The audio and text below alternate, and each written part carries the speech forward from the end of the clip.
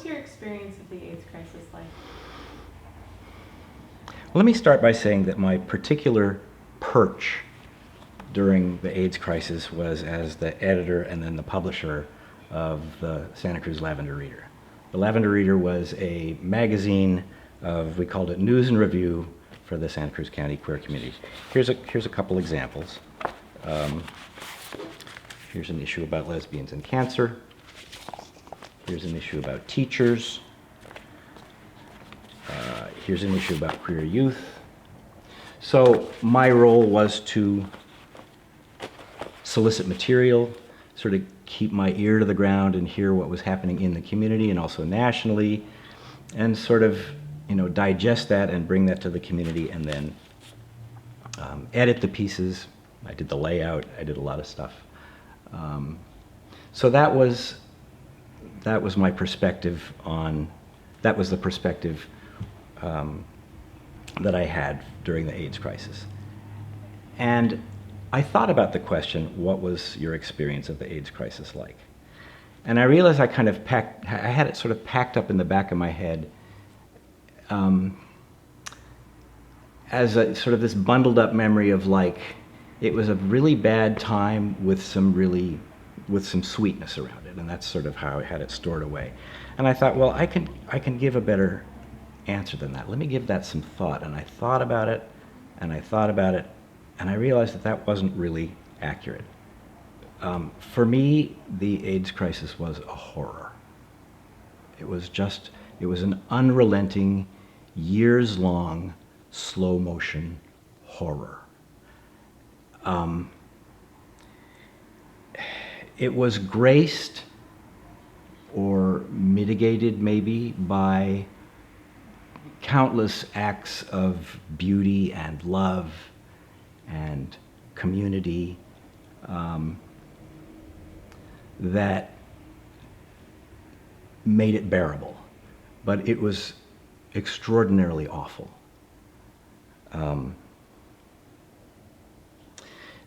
Death by AIDS was not a pretty death. Most of the people I knew, pretty much everybody I knew who had AIDS, who died of AIDS, slowly shriveled up. They lost a tremendous amount of weight. Their eyes sank into the back of their heads.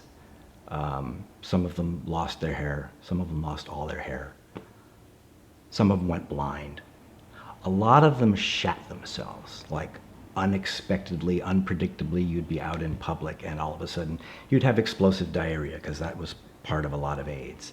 And then you would have the uncomfortability and the indignity of having to clean yourself up wherever you were. Just stop and clean up and change your clothes and then try to get back to what you're doing again.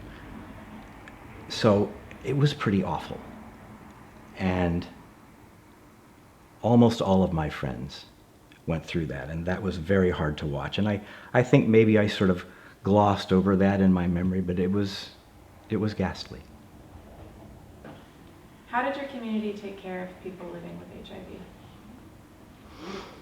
Well, let me answer that by talking about a few different people. I'll start with Gary Reynolds. Gary was quite a person. He was outrageous. I think I met him when he was 19. He was loud. He was very opinionated. He was very smart. He was a good writer. He was a good speaker. He was extremely judgmental. We were boyfriends for a little under 2 years, and I have to tell you, I had to grow a very thick skin to be boyfriends with him, because I was just as likely to be judged as anybody else. And he got HIV pretty early on in our relationship. And I remember I took him to the doctor for that appointment. And as we were driving home, he said, "Now I have to become an AIDS activist," he said with some annoyance. So he wrote in the Lavender Reader. There was a big march on Washington in 1987. 600,000 people, including a lot of us from Santa Cruz, went. And he wrote about that experience, about what it was like being there. He wrote for the Lavender Reader about what it was like coming out as a person with AIDS. He wrote about an article that I kind of pushed him to write. Let me see if I can find it.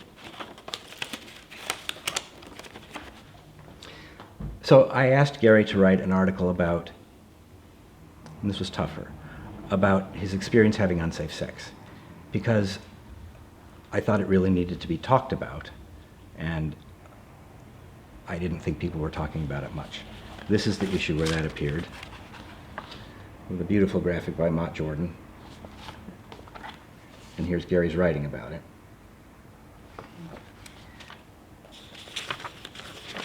And just to say, we struggled very hard to make sure that the media and everyone referred to people with AIDS as people with AIDS and not AIDS victims. Gary, on the other hand, took on the identity of glamour AIDS victim. He would say, this article begins, glamour AIDS victim here. And he would discuss the feelings and motivations behind his behaviors. I thought it was interesting, I thought it was very useful. As he got sicker, we organized a feeding schedule so that, one night a week, alternating, my night was Thursdays, to go make dinner for Gary.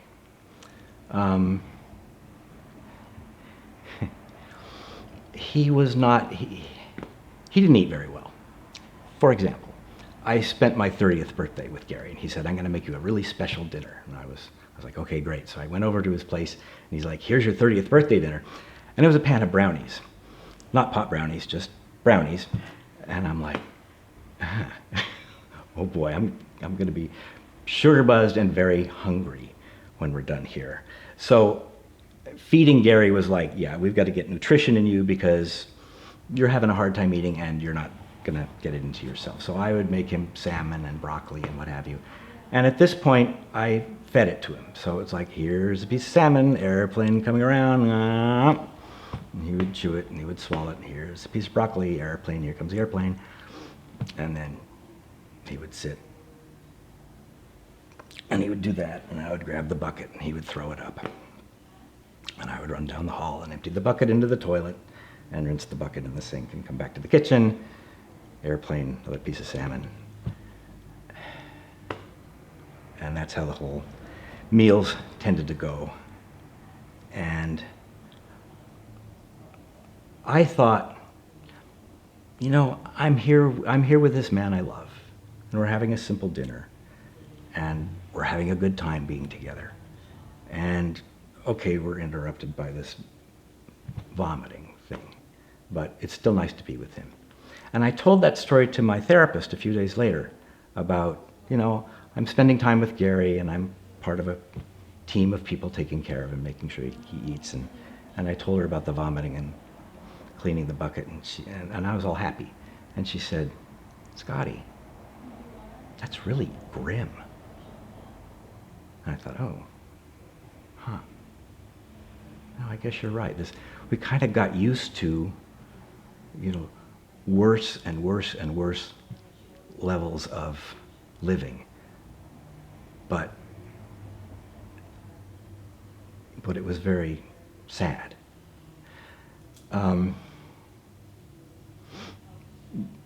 Gary was elected to be the Grand Marshal of Pride that year. And he had no hair left, and he could barely see, and he was skeletal.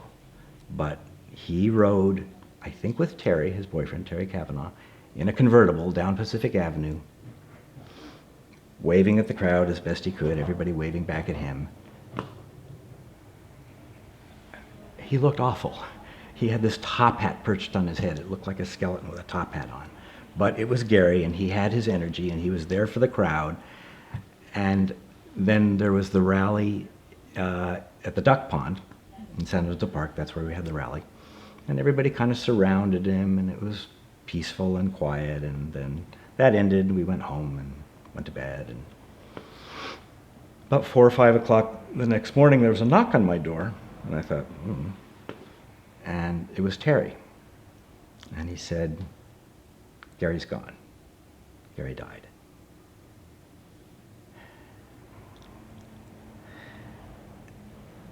And if you want to come over, and he said, and he's still warm if that makes a difference to you. And I thought, I'm half asleep, I'm like, is that important? Is that a thing? Like, it's important to go to the, I mean, he's still dead. It's important to be with the body while it's still warm. And we're like, okay, whatever. So we walked over, and we spent time with Gary, who was cold in places and warm in places. And it was very peaceful. But it was very apparent to all of us that what kept Gary alive was that he was going to be the Grand Marshal. And he was the Grand Marshal, and he mustered his last bit of energy, and he did that, and then he died. Let me talk about Will Russell. So Will Russell was another wonderful man in the community. He was very unique. He grew up working class in Scotts Valley and Santa Cruz, and he set himself apart. He wore three-piece suits and ties to high school.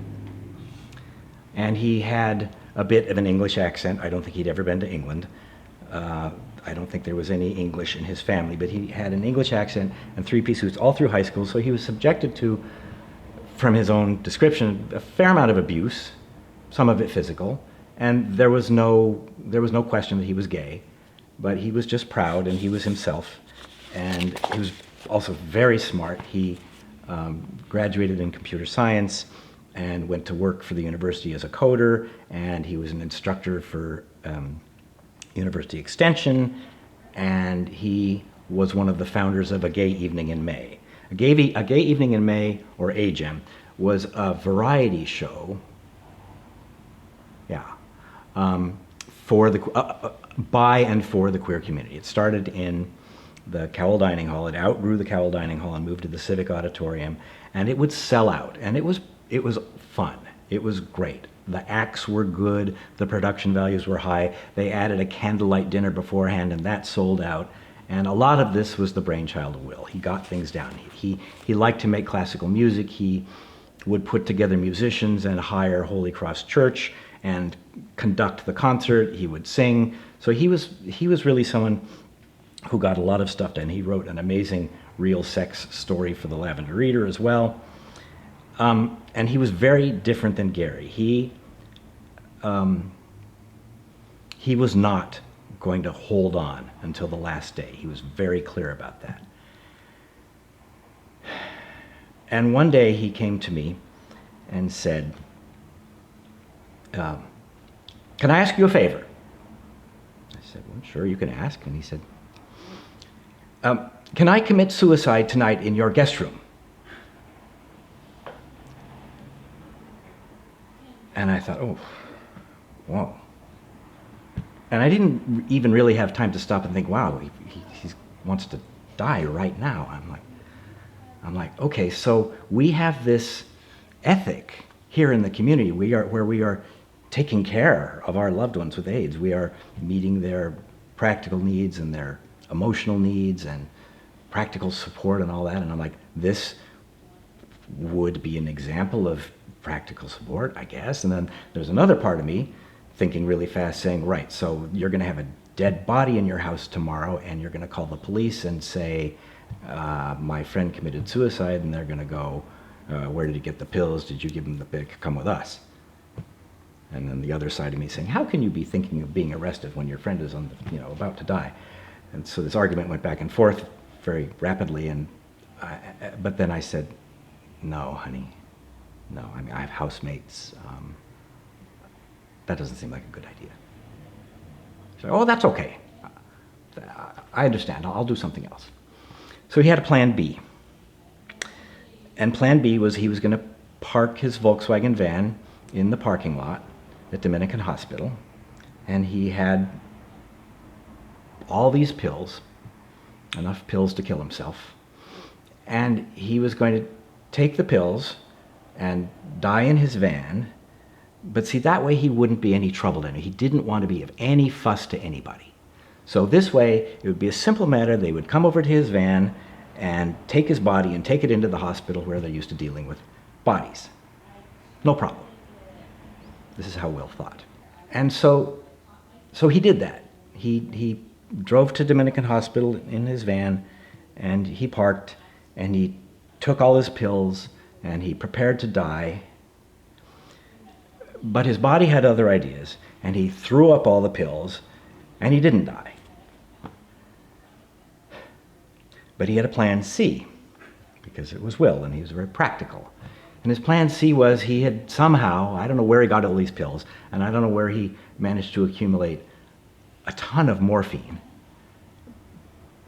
but he managed to convince someone, I don't remember who, to slowly, over the course of days, give him a morphine drip. And that's what happened. And I remember going over there. I don't remember where it was. It wasn't his place, because he lived in a truck trailer off Empire Grade. But we went over to his place, and I remember him being on the floor for some reason. And I don't remember the feelings around it for some reason, but I remember it was tranquil, it was peaceful, and then maybe a day or two after that, he died. And he died the way he wanted to die. Far too early, in my opinion, but it wasn't up to me. And so that's how we lost Will Russell. I have a picture of Will Russell.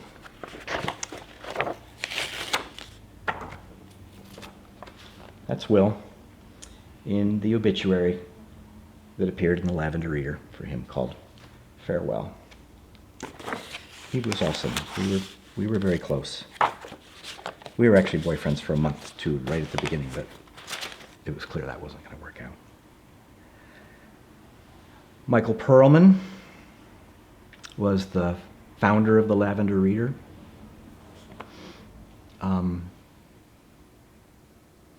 We didn't know he had AIDS. He told us pretty far into the process of our being. I'm talking about me and Joe Kenny, we were the co-editors, he was the publisher. Same thing, lost a lot of weight, but he was driven. He was completely dedicated to the Lavender Reader, to getting it out. And I remember the last issue we put out together was spring of '89, and his feet were all swollen. He was in bedroom slippers. And for some reason, he had a hard time talking, and for some reason, he could hear me best when he put his head between his knees. So, working around these things wrought by AIDS, we slowly put together the Lavender Reader, and that issue of the Lavender Reader, and then I had to go home, and he kept working, and a couple days later, he took 36, I think, of the 40 pages to the printers and called me and asked me, would I make sure that the other 4 pages got to the printer? And I said, of course. And only then would he agree to go in the hospital. Then he went in the hospital. And I went to see him, and we had first he said, let's make this quick. I'm approaching his death, and he said, let's make this quick. I'm like, okay. He said, you're going to need a new publisher. I said, yeah, I know. He said, or you can be publisher if you want. I thought, well, there's a mandate. I said, I think I'd like to be publisher. And then we hugged, and I turned away, and he died a few days later. Marty Wormhout, who was mayor of Santa Cruz at the time, threw him a big birthday party 6 months before his death, filled the house, and it was a big celebration of Michael Perlman, and I think everybody knew that we were having a big blowout birthday party because he might not have another one, but it was better to appreciate him while he was still alive. And that was a really lovely, if bittersweet, event. Can I continue?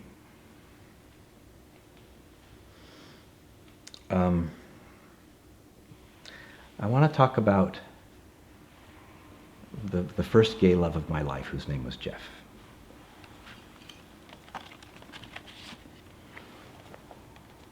This is Jeff and me at my college graduation. That's Jeff. He was a real intellectual, a scholar. He was studying for a PhD in psychology.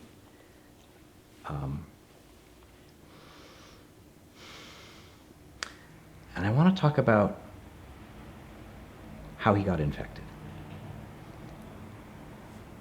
He knew everything you needed to know to keep himself safe.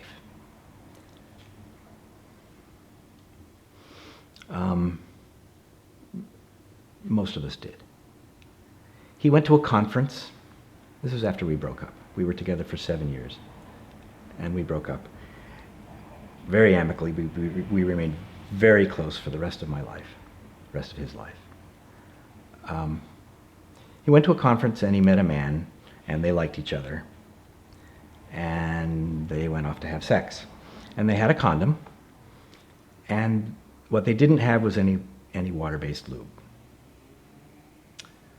So they used hand lotion. They used Vaseline Intensive Care. And that is oil-based.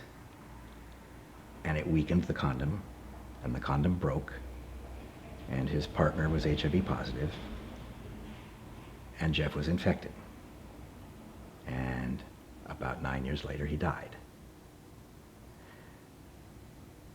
And he was one of the most precious people in my life. So I lost one of the most precious people in my life because of hand lotion. Because they didn't have Astroglide or KY. And I was thinking about, like, part of me thinks, oh, that was so stupid. And part of me is like, I can easily imagine going, oh, it'll be fine. You know, it probably takes a long time for hand lotion to break a condom. Or that probably doesn't happen very often. But it did. And using hand lotion instead of lube killed him. And I still miss him. He died in 1996, I think. I still miss him. I think about him probably every day. He was 39. Will Russell was 34. Gary Reynolds was 26.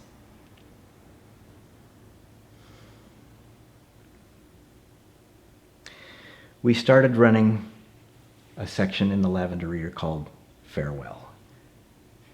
They were obituaries because it became apparent that we were going to need them.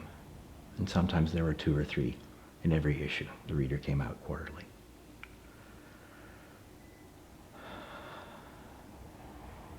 And that was rough. I want to talk about one more person, and this is a little bit lighter. His name was Sasha, I think. I'm not quite sure. I met him at a Radical Fairy gathering. Radical Fairies are sort of gay pagans in Colorado in 1980. And he was just radiant. He was so beautiful. He had long blonde hair and just radiated love and good energy. And I was just immediately drawn to him, and he was drawn to me, and we hugged and hung out, and we didn't talk much. And he was from far away. He was from Tennessee or someplace like that. And it was before cell phones, so it was kind of hard to keep in touch. And we didn't keep in touch. And I saw him again several years later, maybe 8 years later, at another fairy gathering in Oregon. And I spotted him across a distance, and he was covered with Kaposi sarcoma lesions. Kaposi sarcoma, KS, is an opportunistic infection that people with AIDS got, because their immune systems were weakened. And you would be covered with big purple lesions the size of a nickel or a quarter all over your body, your face, your chest, your legs, your feet. And it was just like a big neon sign that said, "I have AIDS." And I was like, shit, he's got KS, he's got AIDS. But he still has that energy. And I went up to him, and he was really happy to see me. Hadn't seen each other for years, and I was really happy to see him. And I still felt that same electricity and that same radiance from him. And I thought, we must make love.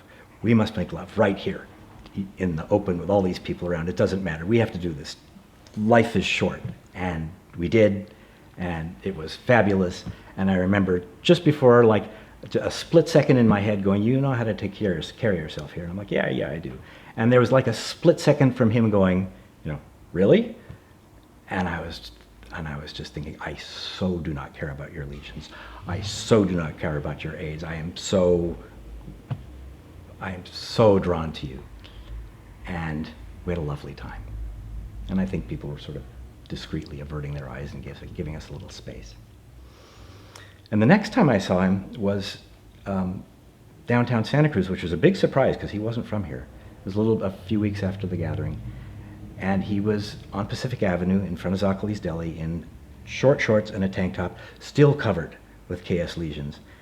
And I thought, it's one thing to be in queer space with all your lesions. It's another thing to be out in public, just not caring. And I thought, you are so fierce. You are so awesome. This is amazing. And I gave him another hug, and we spent some more time together, and that's all we did since we were downtown. And I never saw him again, but he left such a good feeling inside me. I don't know what happened to him. I'd be surprised if he was alive, but what a good feeling. What activism were you aware of or involved in during the AIDS crisis? Well, a fair amount. Let me start by setting the context, the sort of the political and cultural landscape. So this is the mid-'80s, and same-sex sex is illegal in half the country. About half the country, 23, 24 states. It's sort of, some of them slowly decriminalized, took their laws against same-sex sex off the books. But in the mid-'80s, about half the country, illegal to have same-sex sex. A man named Michael Hardwick, I'm going to talk about the Bowers versus Hardwick case. So Michael Hardwick was a gay man living in Georgia who, for various reasons, cops came to his house, and he was having completely consensual oral sex in his own bedroom, and a cop came in there and arrested him for violating Georgia's sodomy law. Sodomy apparently is this very broad rubric. And he sued. He sued saying, "I have the right to privacy in my bedroom." And a court of appeals upheld his assertion and ruled in his favor. And Georgia, the state of Georgia, appealed to the Supreme Court. And the Supreme Court ruled against him 5-4, and said, there is no right you have no right to privacy. Let me read what they said. From the majority opinion, Byron White said, respondent, that's Hardwick, would have us announce, as the Court of Appeals did, a fundamental right to engage in homosexual sodomy. This we are quite unwilling to do. Concurring opinion, the Chief Justice Warren Burger said that sodomy is an infamous crime against nature, worse than rape, and a crime not fit to be named. And he concluded, to hold that the act of homosexual sodomy is somehow protected as a fundamental right would be to cast aside millennia of moral teaching. So that was 1986. kind of late, right? I mean, how insulting, right? How demeaning.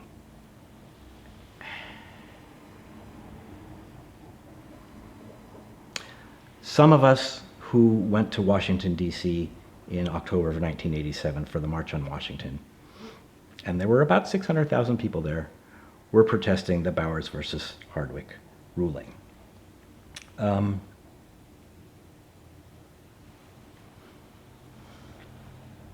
me show you this map very quickly.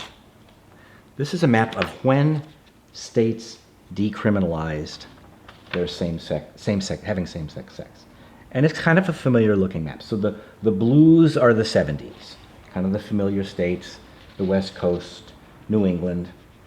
The greens, I think, are the 80s.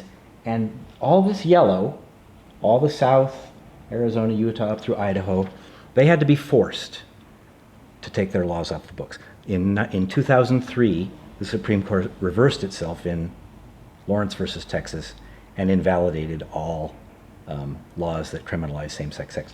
But they didn't do that themselves. The Supreme Court forced them to. So it's the familiar red-blue map. And that was the context for same-sex sex. There were several initiatives on the ballot in the 80s. Proposition 64 was the first one.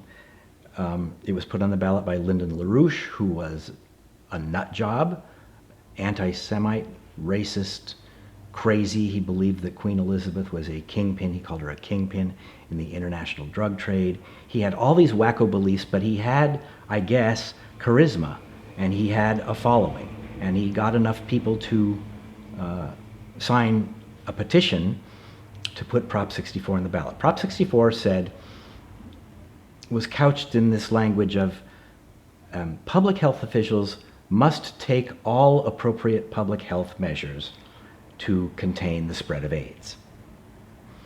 And that was code for quarantine. That meant public health officials must round up people with AIDS and put them in, I don't know, camps. So that made it to the ballot. And we were terrified. What if that passed? So we organized in Santa Cruz and all over the state. We formed, I think it was Santa Cruz No on 64. And we wrote leaflets, we wrote press releases, we talked to TV, we talked to radio, we went and spoke at meetings, we networked, and statewide, the statewide No on 64 push, we got the American Medical Association to come out against it because it's obviously terrible public health. And we won, 71%. But that was a big deal because the community was very scared and really came out to fight it.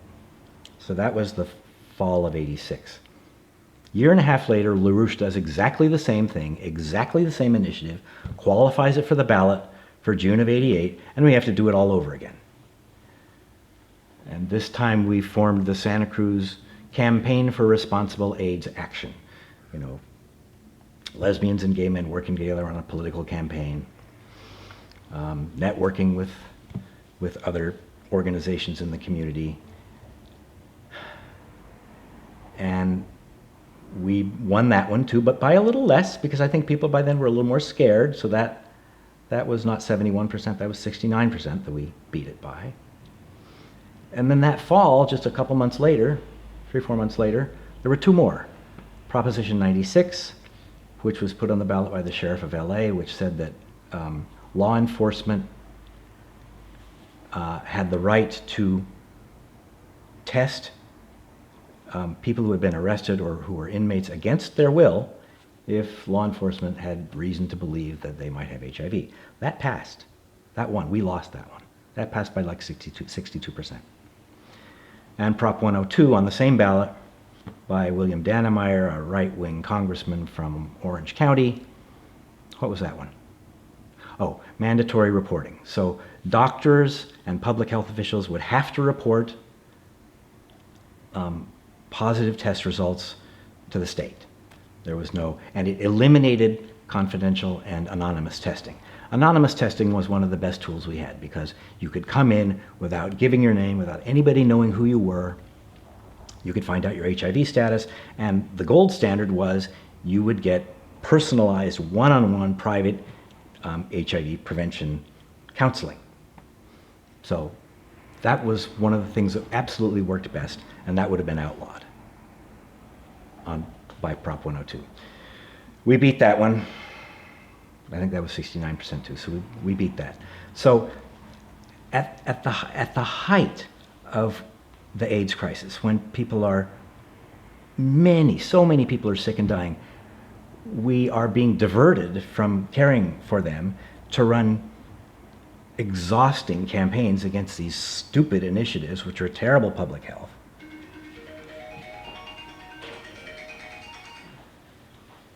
My bad.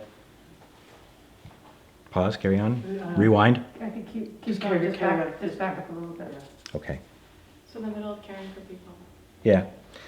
So So in the middle, what we should have been doing was caring for people, just devoting our energy to taking care of people. But we had to fight these right-wing, stupid, bad public health initiatives. It took a lot of energy. We beat them all. And then, for some reason, they stopped. Ronald Reagan was president. He, for his entire first term, didn't say the word AIDS. His entire, that would have been from 81 to 85. It was 85 when he finally said the word AIDS.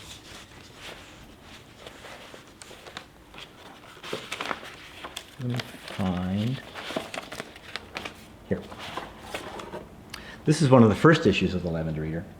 And this woman, Karen Rose, I think was her name, walked across Death Valley in the summer as a publicity stunt to try to get Ronald Reagan to say the word AIDS.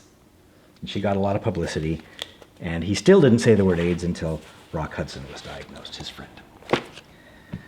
So that was the leadership from the president. And then he appointed an AIDS commission, which was, to advise him on policy. And they're all quacks and right-wing nut jobs and religious people, as you would expect. There was an this is queer stuff. There was an anti-discrimination law passed by the state legislature that was vetoed by our Republican governor at the time, George Deukmejian. Locally, the county sheriff, Al Noren, was arresting people arresting men cruising for sex with other men at the rest stop on Highway 1, Vista Point, just north of Watsonville, and doing the same at Laguna Creek Beach, north of Santa Cruz. And he was also shutting down massage parlors. So there was this homophobic activity going on in Santa Cruz County. And let me take a brief detour to say, or maybe it's not a detour, that the right wing, they're just always the same. They want to control everybody's bodies and everybody's sexuality, except straight men. So abortion becomes a religious issue, and queer sex becomes a criminal issue. And they just can't wrap their heads around trans people because they violate the gender binary and it just makes their head explode and they don't know what to do about it, but they do everything they can to, make life impossible for trans people. But even in this anti-sex and AIDS-phobic context, we had to keep talking about sex because talking about sex saved lives. And talking about sex in plain English saved lives. We had to talk about uncomfortable things that were uncomfortable for the general public. Butt sex, going down on women, women going down on women, so-called straight men having sex with other men and then going back to their opposite sex partners, IV drug use, and SCAP, Santa Cruz AIDS Project, did tons of outreach and met with tons of people. In one of the very early issues of the Lavender Reader, I found Gerald Landers, who was the executive director of SCAP at the time, writing about he was he had arranged for SCAP to present to all the Girl Scouts in the county, and I thought that is very forward thinking, very early on in the epidemic. I and a friend of mine, Laura Geiges, gave a talk in a high school class early on. The teacher invited us. It wasn't part of SCAP. SCAP hadn't set up their speaker bureau yet, but this teacher said, will you come talk to my students about safe sex? And we're like, ooh, okay, 11th grade. And he said, I gotta warn you, they're very homophobic. We're like, okay. So we went and we gave our presentation, and they were completely respectful. And they were not homophobic to us at all. And they had good questions, like one woman asked, you know, if I've just flossed my teeth, can I go down on my boyfriend? And then a guy asked us, what about head in reverse? Or no, what about head the other way? And I'm like, head the other way, head the other way. Oh, he means going down on his girlfriend. Good question. So we answered that question, and they were very appreciative, and they were very respectful, and it was pretty fun. It was a little bit the Wild West, and it became more organized after that, and SCAP matured as an organization and had a mature speakers bureau. But early on, we just, whoever could fill the gap, filled the gap. We published safer sex guidelines in the Lavender Reader that were, the typical safer sex guidelines that you would find said, avoid the commingling of bodily fluids. So our safe sex guidelines said, don't fuck without a condom.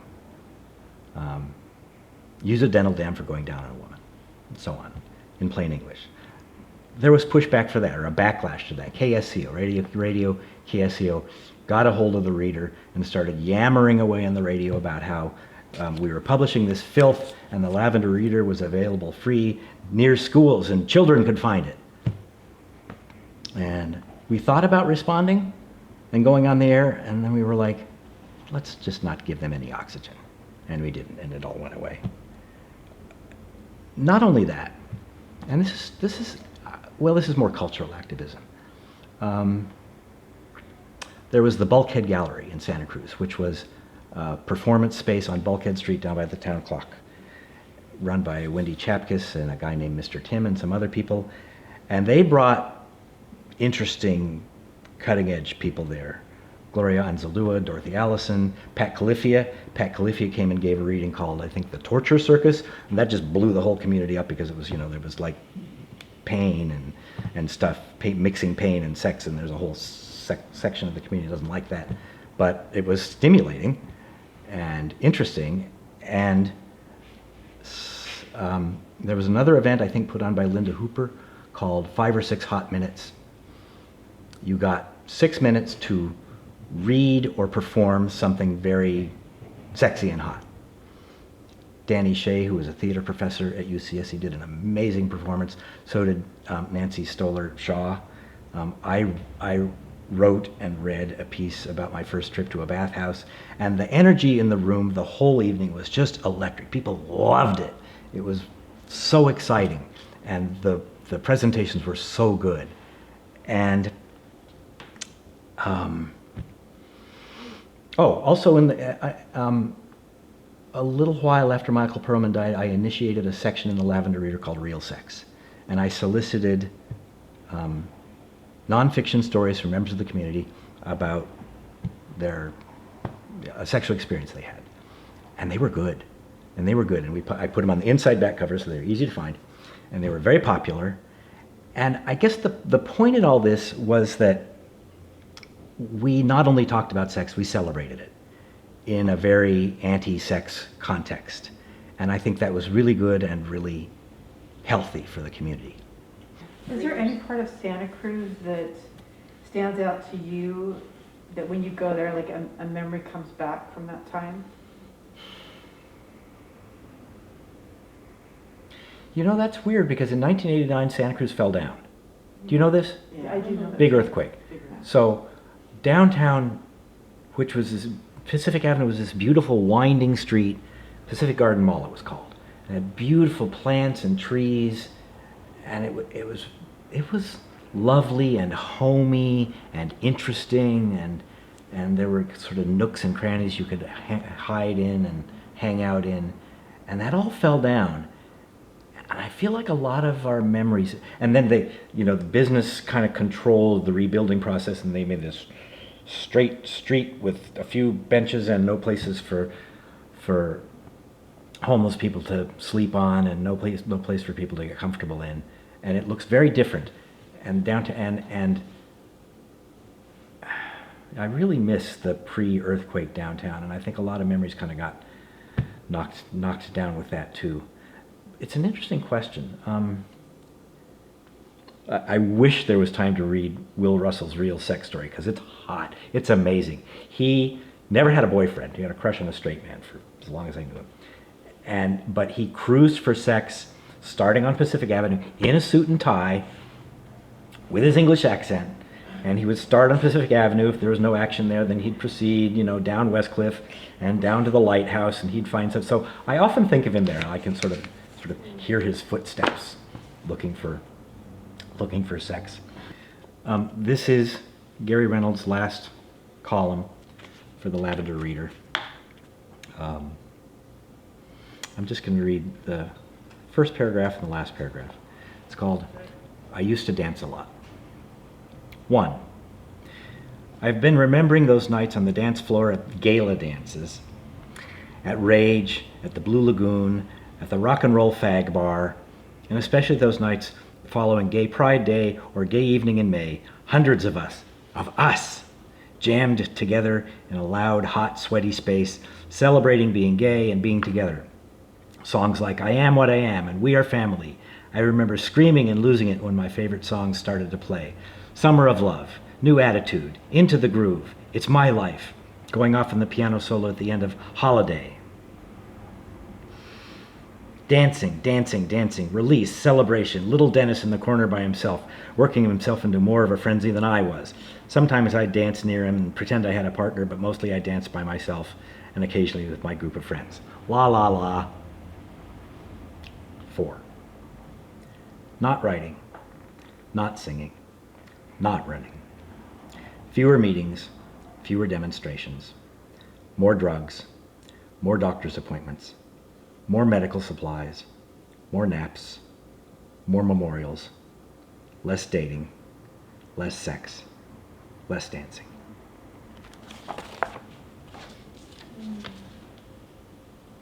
Can you tell me about direct action that took place amongst people living in Santa Cruz?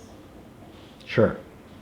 I remember one early action at the headquarters of Burroughs Wellcome, somewhere on the peninsula. Burroughs Wellcome was they owned AZT. AZT was, at the time, the only drug that had any effect on HIV. And it was outrageously expensive. And for lack of drugs, people were dying. So a bunch of my friends from San Francisco and a group of us from here did a direct action at their headquarters. My partner, Andrew, made this big puppet, which you can see, a giant-sized puppet with money stuffed in its mouth and money all over its hands. And here are my friends climbing to the roof. They figured out how to climb on top of the roof of the building. Here they are on top of the building with their signs. It says Burroughs Unwelcome. You can see there it says Burroughs Welcome. And then here are the firefighters with their hook and ladder to get my friends off the roof. Here's my friend William being arrested. Here's my friend Eric being arrested. I don't remember what happened after that, but I remember the puppets and I remember the chants. And it was great. The biggest thing we did by far was the March on Washington in October of 1987. So the Lavender Reader did a whole bunch of build-up to that. This was the slogan for that march: for love and for life, we're not going back. And we wrote a bunch of articles to kind of rev everybody up and get them to go. And a bunch of us went. There were 600,000 people there. It was huge. It was amazing. And on the last day, we did a direct action at the Supreme Court. And this was, people had varying motivations for getting arrested. A lot of us were just beside ourselves because we were losing so many friends. And there, probably the Supreme Court was chosen because of Bowers versus Hardwick, the law that criminalized or didn't decriminalize, the ruling that didn't decriminalize same-sex sex. We had affinity groups, which was groups of 6 or 7 sort of like-minded people. I was in the Radical Fairies along with Andrew. Gary, of course, was in the more Radical Fairies because he was more radical. And in waves, we approached the Supreme Court building, and we were violating some law about loitering or gathering or something like that. And we sat down. And there were big lines of cops, and they were wearing blue gloves.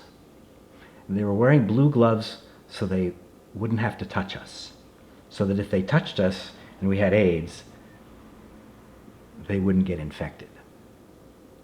And I remember chanting, all of us chanting, "They'll see it on the news. Your gloves don't match your shoes." And they arrested us, one by one. Michael Hardwick was there, and he was arrested with us. And about 700 of us went to jail in DC. And we faced a choice, I remember, whether to plead guilty and pay a fine or plead guilty and stay in jail. And we had meetings about that in our holding cell. And we had our affinity groups, we had our consensus process, we had, meet in a circle, one person speak at a time. And right across the aisle were folks from, the general population, folks from DC who were in jail for whatever reason, mostly people of color, mostly men of color. And I remember them watching us, looking at us like, what the hell are you guys doing with your consensus process, and you're talking in a circle? But we made our decisions various ways, and we appeared in court the following day. Oh, I was wearing a skirt. I was wearing an Indian print wraparound skirt and a black leather jacket. Gary was in a skirt too, Gary Reynolds. And the judge said to me, "How do you plead?" And I said, "Happily guilty of being a faggot." And the judge said, sort of patiently, "The defendant will define his responses to guilty or not guilty." I said, "Guilty." And I paid a fine. Gary served 3 days in jail and had a very different and very rich experience. And I think what that march did, especially the march, maybe less the direct action, but the march really put the queer movement on the map. That was a lot of people. There was a lobbying day, so I think politicians took notice of us, and I think it changed the political discussion around queer political power, because there were so many people. And we clogged up the justice system in Washington, D.C. for a few days. Whether that changed anything or not, I don't know, but it was very liberating. How do you think solidarity played a role in the AIDS crisis? Solidarity was crucial. This was all about solidarity. A really big shift happened in the community. Women and lesbians showed up for gay men with AIDS, for queer men with AIDS, in a really big way. I was reading through some of the things people wrote, and it was clearly a challenge for a lot of women, because some of these women had been separatists, hadn't had anything to do with men for years, but they felt called to step up. And they did.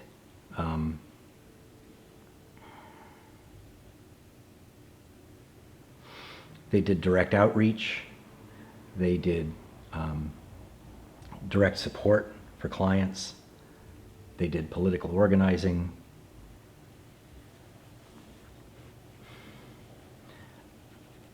I remember a woman named Laura Geiges, who had been almost a separatist, writing and saying that she was enjoying working with gay men mostly, and gay men were still men.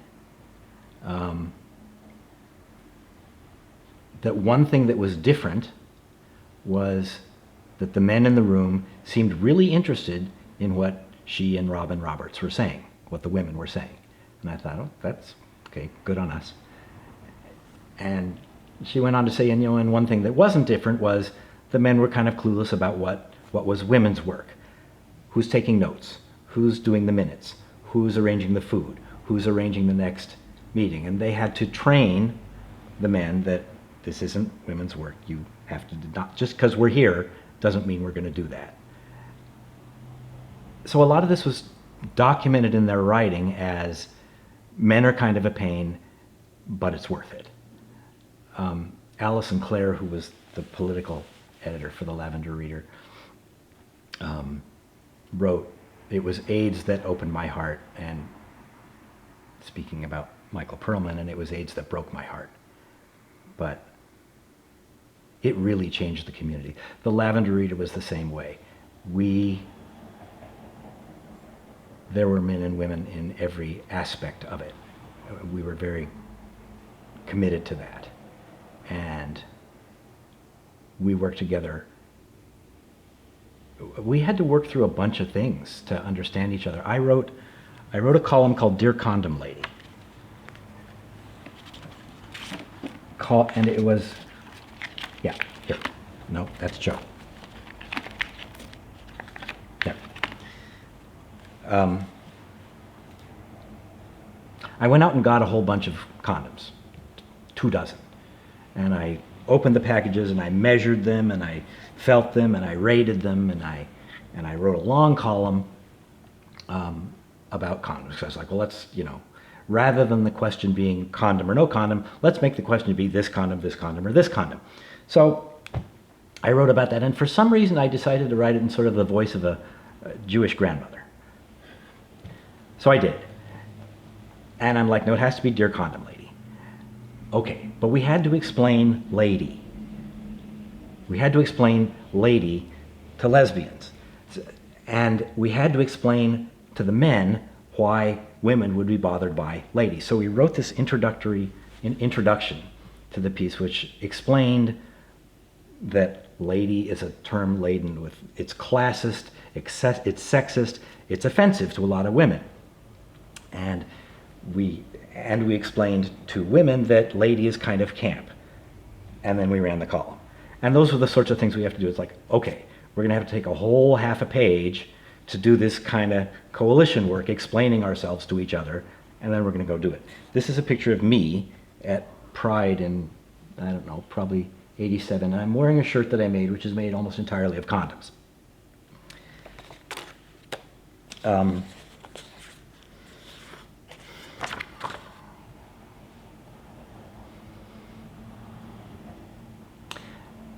And many women ask the question, if it was our crisis, would men be showing up the way we're showing up for you?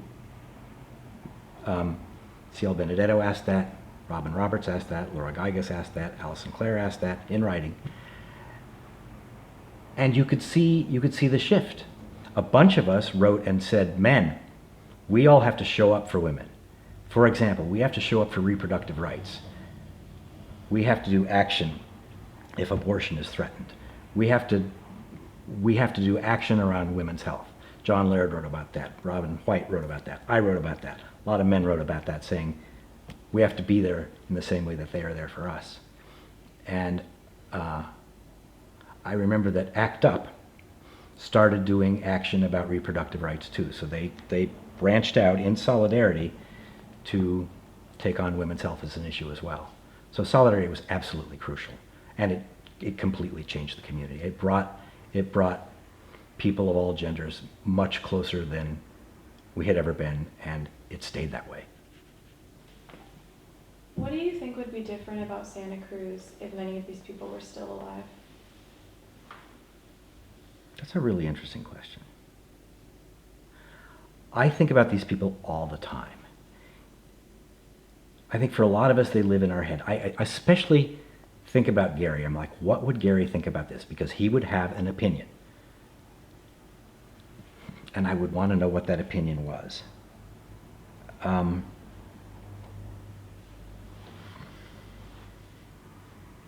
It would be richer, so much richer. We lost so many good people.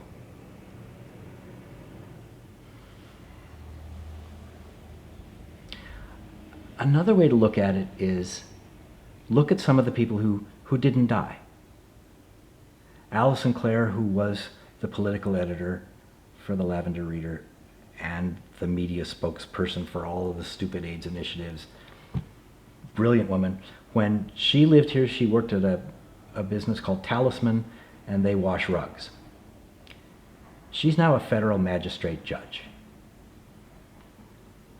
John Laird, who at the time was a city council member in Santa Cruz, became mayor and then became assembly member and then the state director of natural resources and is now a state senator. So these are ordinary people from the queer community who went on to do big things with their lives. And it pains me to think that Will Russell wasn't allowed to develop his full potential, and neither was Michael Perlman, and neither was Gary Reynolds. I just think the community would be infinitely richer.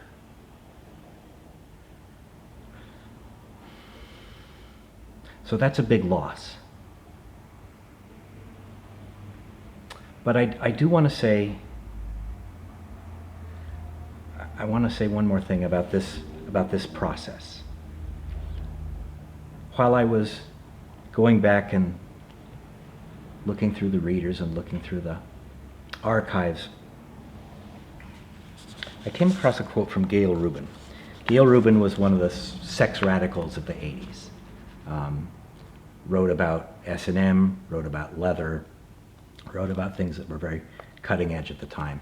She's a professor of cultural anthropology now. She